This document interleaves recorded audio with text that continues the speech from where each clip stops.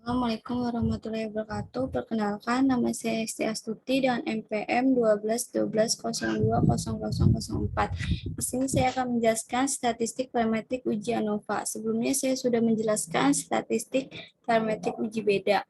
Perbedaan antara uji beda t-test dan uji ANOVA, kalau uji beda t-test membandingi antara A sama B, sedangkan uji ANOVA membandingkan 3 kelompok A, B, dan C.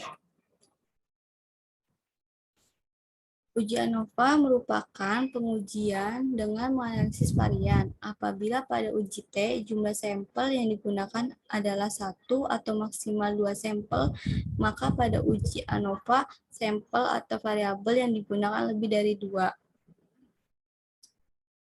One-way ANOVA adalah jenis uji statistika yang digunakan untuk menguji apakah ada perbedaan rata-rata lebih dari 2 variabel yang bersifat bebas satu sama lain.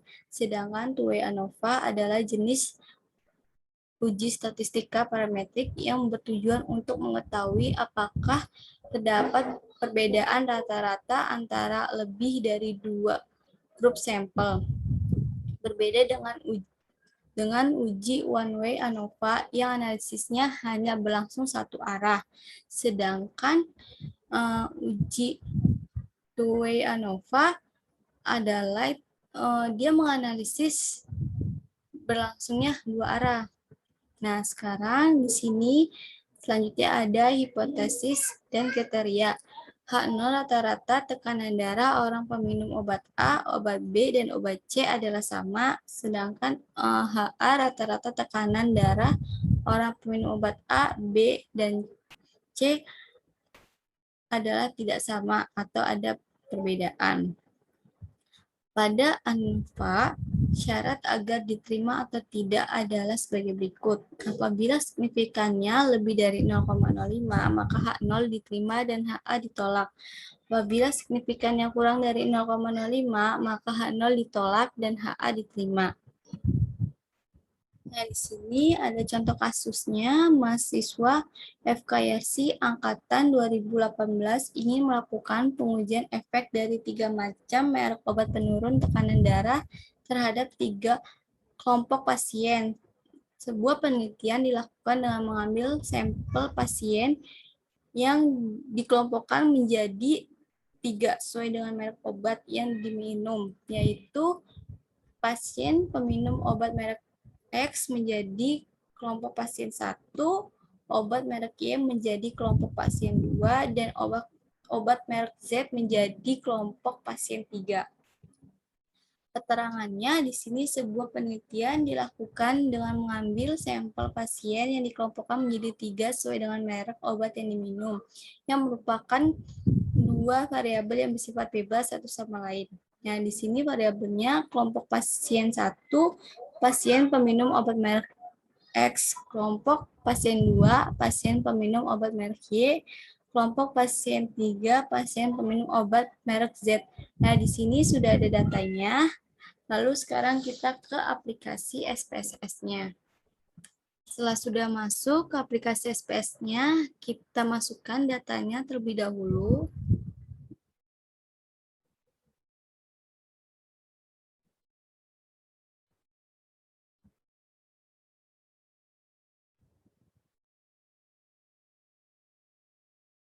Kalau sudah muncul seperti ini, di sini desimalnya kita nolkan.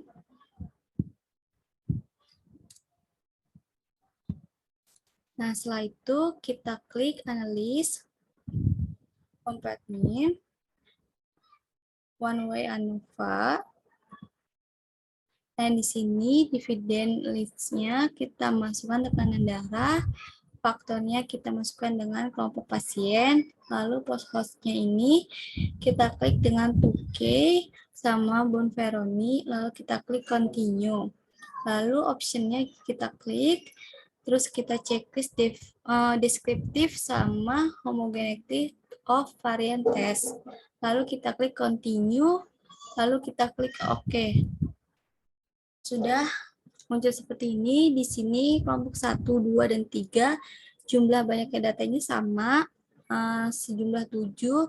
Nah, kelompok 1 dan kelompok 2 ini rata-ratanya sama sebesar 125,00, sedangkan kelompok 3 sebesar 152,14. Nah, selanjutnya kita ke tabel berikutnya. Di sini ada signifikan varian sebesar 0,708. Berarti dia lebih besar dari 0,05. Maka data variannya sama. Nah, varian ini menentukan bisa atau tidaknya melanjutkan ke tahap berikut. Contohnya, jika variannya di sini sama, tapi sampelnya berbeda, itu masih bisa dilanjutkan. Jika variannya di sini berbeda, tapi sampelnya sama, itu juga masih bisa dilanjutkan. Sedangkan jika variannya beda, sampelnya juga beda, berarti itu tidak bisa dilanjutkan. Nah, karena di sini variannya sudah sama, maka kita lanjutkan ke tahap berikutnya. Nah, di sini signifikan ANOVA-nya 0,001, berarti dia kurang dari 0,05, maka HA yang diterima berarti rata-rata tekanan darah orang yang minum obat X, Y, dan Z tidak sama atau ada perbedaan. Nah, selanjutnya di sini kita bisa melihat perbedaan kelompok 1 dan kelompok 2 tidak ada perbedaan, kelompok 1 dan kelompok 3 di sini ada perbedaan sebesar minus 27,143. Nah, di sini ada bintang. Bintang ini menunjukkan ada perbedaannya signifikan. Seterusnya seperti itu, lalu kita ke tabel berikutnya. Nah, di sini kelompok 1 dan kelompok 2 ini ada di tabel pertama. Nah, berarti itu dia tidak ada perbedaan signifikan. Nah, sedangkan di kelompok 3 ini dia ada di tabel yang kedua. Berarti itu dia data yang signifikan.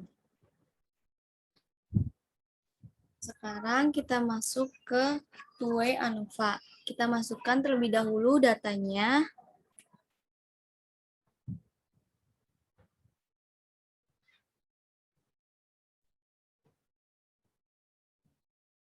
Kita memasukkan datanya seperti ini. Di sini kita klik analis, general linear model, terus univariate. Nah, di sini ujiannya kita masukkan ke dividen variabel. Nah, di sini gender sama pendidikan kita masukkan ke fit faktor. Nah, di sini plotnya kita klik. Nah, horizontal ini kita masukkan gendernya.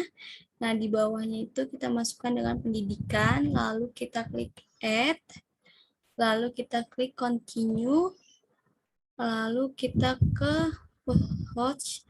Nah, di sini ini hanya pendidikannya saja yang kita pindahkan ke samping, lalu kita klik, kita checklist 2K dan Bonferroni, lalu kita klik continue. Setelah itu kita ke option, gender kita pindahkan ke samping, pendidikan juga sama, gender dan pendidikan juga kita pindahkan, lalu kita klik descriptive statistik sama homogeneity test, lalu kita klik continue, kita klik OK. Nah, setelah sudah muncul seperti ini, di sini gender laki-lakinya jumlah datanya 18, perempuannya 22, pendidikan SMP-nya 8, SMA-nya 20, S1-nya 12. Nah, kemudian kita ke tabel berikutnya. Di sini gender laki-laki pendidikan SMP rata-ratanya 32,43 dengan jumlah datanya 7, laki-laki pendidikan SMA rata-ratanya 46,60 dengan jumlah datanya 5, laki-laki pendidikan S1 rata-ratanya 77,83 dengan jumlah data 6, total rata-ratanya 51,50 dengan jumlah datanya 18. Nah, ini 18 ini sama dengan yang di atas di sini. Nah, setelah itu kita lanjut ke berikutnya. Nah, di sini signifikan variabelnya ini 0,527, berarti dia itu lebih besar dari 0,05. Maka dia mempunyai varian yang sama. Kita lanjut ke berikutnya. Nah, di sini correlated modelnya itu signifikannya 0,000, maka dia valid. Nah, gendernya di sini signifikannya 0,005. Berarti dia kurang dari 0,05. Maka dia berpengaruh dengan nilai ujian. Nah, di pendidikan sini signifikannya 0,000, dia juga kurang dari 0,05, maka dia juga berpengaruh dengan nilai ujian. Nah, gender dan pendidikan ini signifikannya 0,003, berarti dia kurang dari 0,05, maka dia juga berpengaruh dengan nilai ujian. Nah, selanjutnya kita ke tabel berikutnya. Nah, di sini kita bisa lihat perbedaannya pendidikan SMP dan SMA. Dia di sini perbedaannya minus 23,63, sedangkan SMP dan S1 di sini minus 36,88 dan seterusnya seperti itu. Lanjut kita ke tabel berikutnya. Nah, di sini kita bisa melihat pendidikan SMP memiliki jumlah datanya 36,88. Dia juga di tabel yang pertama. Nah, di pendidikan SMA ini dia di tabel di kedua dengan jumlah 60,50, dan pendidikan S1 di tabel ketiga dengan jumlah data 73,75. Nah, berarti di sini masing-masing data di tabel yang berbeda juga. Maka data ini merupakan signifikan. Nah, selanjutnya di sini ada kurva. Nah, garis yang kuning ini S1 dan garis yang hijau ini SMA, yang garis biru ini SMP. Nah, sekian penjelasan dari saya. Selebihnya mohon maaf. Wassalamualaikum warahmatullahi wabarakatuh.